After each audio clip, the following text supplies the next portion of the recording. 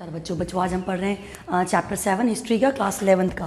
So that is a changing culture tradition. हमने previous part में भी इसकी डिस्कशन किया था कि कैसे वहाँ की कल्चरल ट्रेडिशंस चेंज हो रही थी and how the things were grooming. Actually what happens when there is so much domination और the rulers are going to impose something, then the people are raising voice against that. लोग अपनी आवाज़ उठाते हैं उस पर्टिकुलर जो उनको dominate किया जा रहा है या उनके साथ में जो इनजस्टिस हो रहा है फॉर दैट। तो अभी studied about the renaissance. Renaissance was the movement from the by the social reformers and the people those were the important part of the society. They were the painters, they were the authors, they were the intellectuals. So they were just expressing their ideas, and by those ideas we were getting the new things about the world. And meanwhile, when the books were published, as we have seen in the previous topic, that printing press were developed. So many books were published. और जब बहुत सारी books जो थी वो publish हुई तो उन बुक्स के पब्लिश होने के साथ साथ लोगों ने अलग अलग देशों के बारे में, उनमें होने वाली रेवोल्यूशंस के बारे में जाना।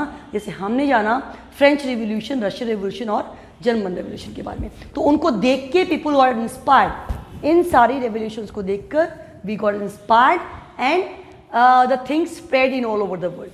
हर जगह फैली। तो कल हमने देखे थे वेरियस ऑथर्स, दांते की हमने बात की थी, उन्होंने अपनी बुक लिखी थी। So here few more names are there which are well known writers and they played a very important role to make the others aware. Social awareness के लिए, political awareness के लिए they played a very important role. उनमें से एक थे आपके Glovino Boccaccio is the greatest writer and humanist, wrote about the Decameron. Decameron नाम का उन्होंने एक कलेक्शन लिखा था जिसमें 180 स्टोरीज थी डेकामेरन। जैसे हमने पिछली बार बात की थी क्या कि प्रिंटिंग प्रेस डेवलप हो गई थी और प्रिंटिंग प्रेस के डेवलप होने से बुक्स प्रिंट हो रही थी, पब्लिश हो रही थी, और जो बुक्स थी they were full of the moral giving thoughts the stories.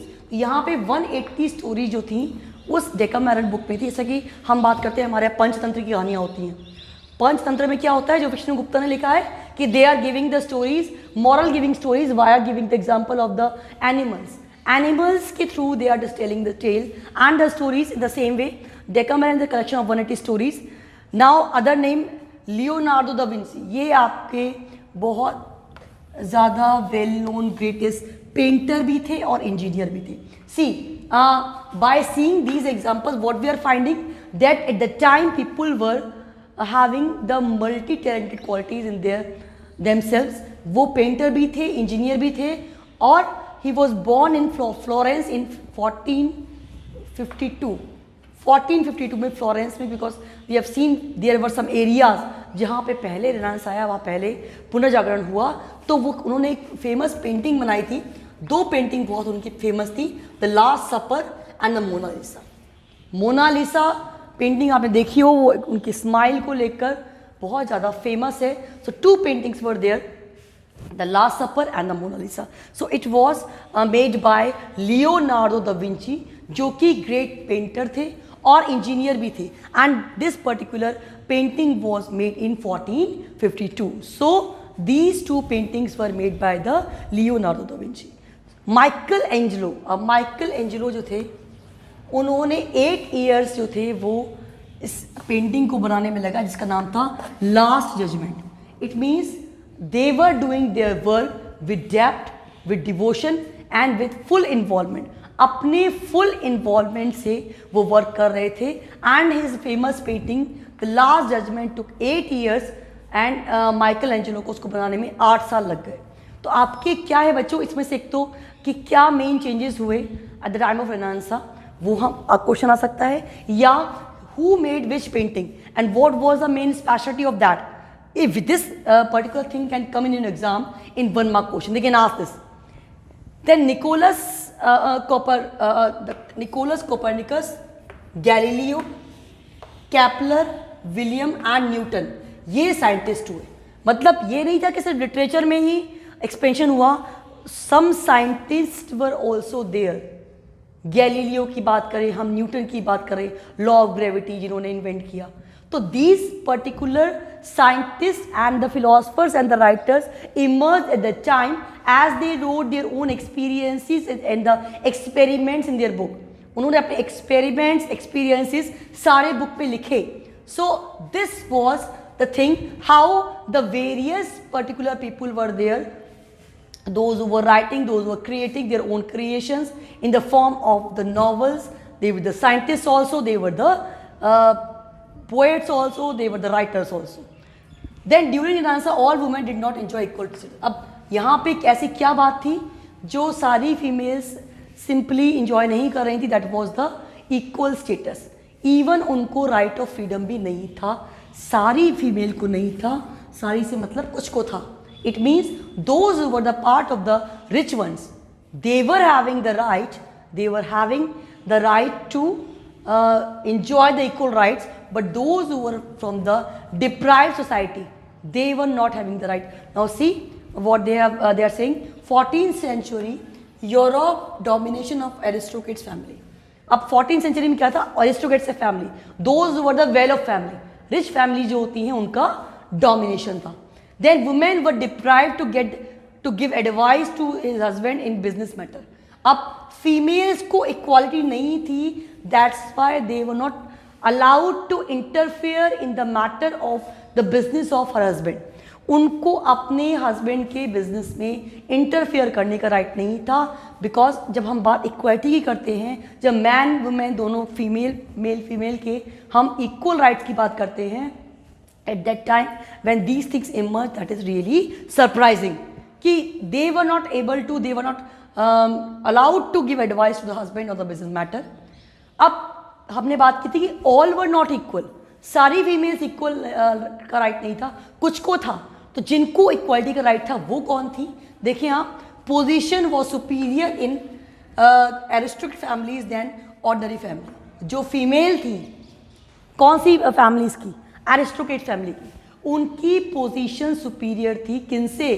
जो ऑर्डनरी फैमिली की मेंबर थी.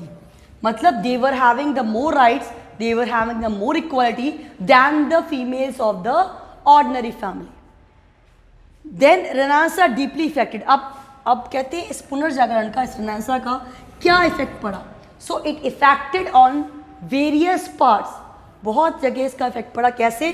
Social, religious and the political and the economic life of people. कैसे? जब हम जो नए थॉट्स के बारे में जानते हैं, when the writers are writing about the new things, they are writing the stories, they are writing the poems, they are making the paintings. जैसे आप अपनी बुक में देखते हैं, so many paintings are there. Sometime question is coming to see the painting. की painting को देख के आप बताइए. तो क्या होता है वो कि आप उस पेंटिंग में what emotions are involved और what story the painting is saying, हम उस पेंटिंग के बारे में जानते हैं, फिर हम लिखते हैं.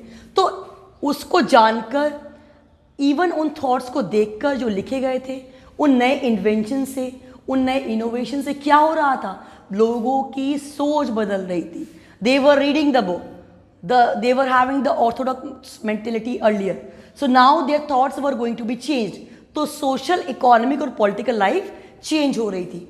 Then spirit of equality. अब इसने क्या किया? लोगों में इक्वालिटी की स्पिरिट कि everyone is equal, no one should be treated as inferior one, कि किसी के साथ में इंफीरियरिटी का जो है वो बिहेव ना हो, सभी को इक्वल ट्रीट हो. And it attacked on the superstitions. क्या किया इसने? सुपरस्टिशंस पे अटैक किया. सुपरस्टिशन क्या होती हैं? अंधविश्वास. अंधविश्वास पे अटैक किया कि जो लोग बिलीव कर रहे थे पुरानी बातों में, क्या things which were not having any logic, लोगों ने अपने उन चीज़ों के बारे में दोबारा रीएवैल्यूएट करना स्टार्ट कर दिया. देन एंड रिचुअल्स, और रिचुअल्स को भी चेंज हुए. लिटरेचर वॉज कंपोज, लिटरेचर भी जो थे वो कंपोज हुआ. और मार्टिन लूथर ने 95 थीसिस लिखी चैलेंजिंग द चर्च. चर्च को चैलेंज करते हुए, जैसा कि हम कहते हैं जो मार्टिन लूथर है, he played a very important role in reformation.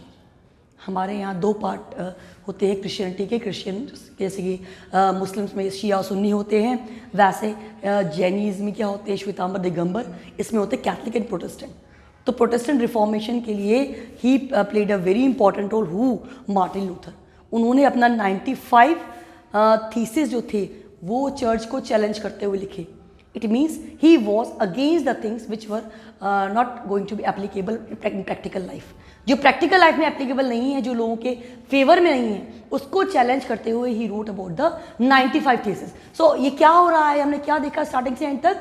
Now the people are going to be aware, and what they are doing, they are going to make others aware about the things. अब एक बार दोबारा हम revise करते हैं. ग्लोवेन्यू बोकेसियो ने क्या किया था, ग्रेट राइटर ने, ह्यूमैनिस्ट थे, उन्होंने डेकामेरन करके एक पर्टिकुलर बुक लिखी जिसमें 180 स्टोरीज थी. Leonardo da Vinci great painter हुए and he was the well known engineer also. He was born in Florence in 1452 and famous for 2 paintings. कौन सी? Mona Lisa and the Last Supper. This can come in your 1 mark 2 mark question. Then Michelangelo ने क्या किया था, 8 years में एक painting बनाई थी, The Last Judgment. It was the painting by the Michelangelo he made in the 8 years. Nicholas Copernicus, Galileo, कैपलर, William Newton, ये कौन थे हमारे साइंटिस्ट हुए. They were the famous scientists of the time. Then Renaissance में सारी women जो थी वो इक्वल राइट एंजॉय नहीं कर रही थी. The women were not allowed to give the advice to her husband on the business matter, but few females those were of the aristocrat family. क्योंकि उस समय यूरोप में एरिस्टोक्रेट्स, रिच फैमिली जो थी, उनका डोमिनेशन था. They were enjoying the equal rights. उनकी condition ordinary जो फैमिली की वुमेन से ज़्यादा अच्छी थी. देन वी हैव फोकस कि रेनेसां ने क्या किया था, कैसे चेंज किया था. वहाँ के उस पर्टिकुलर मूवमेंट ने social, religious, political, economic life को चेंज कर दिया लोगों की. And spirit of equality maintain हुई और सुपरस्टिशियस जो चीज़ें थी उनको अटैक किया गया. इसके साथ ही जो रिचुअल्स थे विच पर just ritual only, it was not having any benefit for the society, उन पर अटैक किया गया. Then various literature was compose. जो हमने स्टार्टिंग से देखा, कौन सी बुक्स बन रही थी, स्टोरी बन रही थी, दांते या अलग अलग आपके पेंटर, लियोनार्डो दा विंची जैसे पेंटर जो थे वो आपके आगे आए और उन्होंने पेंटिंग्स वगैरह बनाई. So the things were going to be change, people were changing themselves, things were going to be groomed. This was the main thing of the time of Renaissance. And Martin Luther का बाद में नाम आया कि उन्होंने 95 thesis लिखी थी. क्या करने के लिए? चर्च को चैलेंज करने के लिए. So this is the second part of the chapter, जो कि चैप्टर आपको पूरा बुक में से रीड करना है बच्चों. Chapter is too long, you have to read from the book. This is the glimpse. ये ग्लिम्स है कि उस चैप्टर में हम क्या पढ़ने वाले हैं.